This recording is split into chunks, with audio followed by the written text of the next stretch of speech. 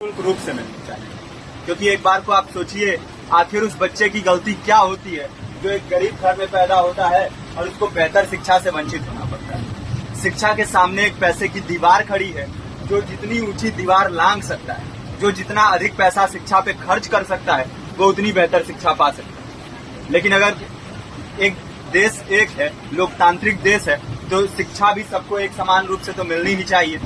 आज परिस्थिति ये है कि एक तरफ तो प्राइवेट स्कूल हैं जो लूट के अड्डे बने हुए हैं, वहां पे आप एडमिशन कराने जाएंगे तो सिर्फ एडमिशन के नाम पे ही आपको 10,000 20,000 रुपए देना होगा। और कमीशन खोरी का ऐसा धंधा है कि कॉपी, किताब, टाई, बेल्ट, ड्रेस, जूता कहाँ से खरीदना है ये आप नहीं तय करेंगे वो प्राइवेट स्कूल वाले। यानी आम लोगों की मेहनत की आखिरी कौड़ी उनके जेब से वसूल लेना चाहते हैं। और दूसरी तरफ सरकारी स्कूलों में न तो पर्याप्त टीचर है, न पर्याप्त बिल्डिंगे।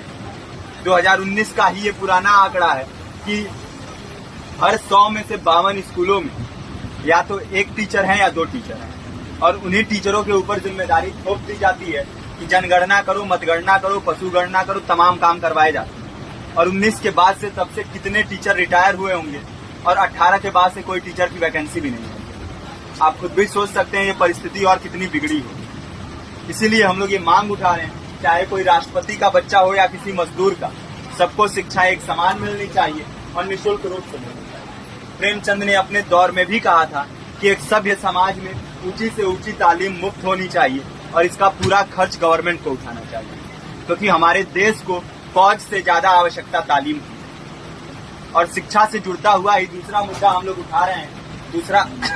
दूसरा मुद्दा है रोजगार का।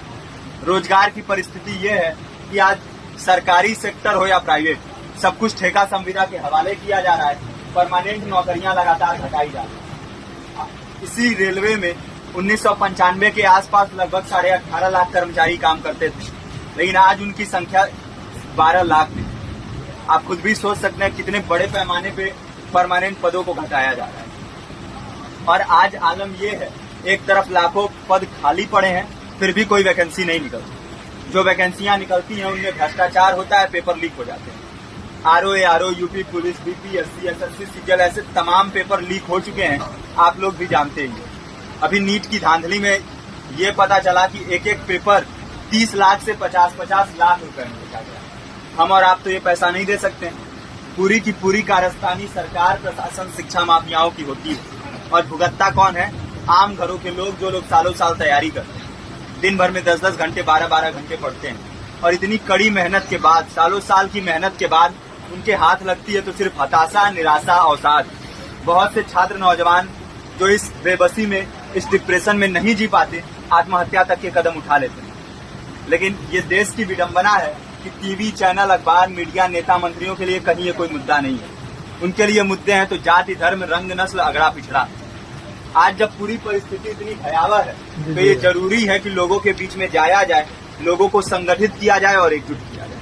क्योंकि आज अगर अपने मुद्दों पर बोलेंगे नहीं तो कल को ये परिस्थिति और बिगड़ेगी। हो सकता है ले दे के अपनी जिंदगी तो हम लोग काट ले जाएं, लेकिन आने वाली पीढ़ियों को क्या भविष्य देके जाएंगे, ये भी सोचने वाली बात है। हमारे साथी ने आपको पर्चा दिया है, पर्चा आप तक पहुंच गया है।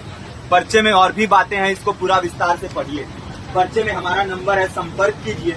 फेसबुक का, इंस्टाग्राम का लिंक है, आप वहां पे जाएंगे तो आपको पता भी चलते रहेगा कि लगातार किन किन माध्यमों से हम इस अभियान को चला रहे हैं। नुक्कड़ नाटक, संगीत, शिक्षा सहायता मंडल, लाइब्रेरी, तमाम माध्यमों से इस अभियान को चला रहे हैं और कोशिश कर रहे हैं कि बड़े से बड़े पैमाने पर हर जगह पे लोगों को संगठित किया जाए और एकजुट किया जाए। आपके बीच भी आए हैं, आपका साथ और सहयोग है।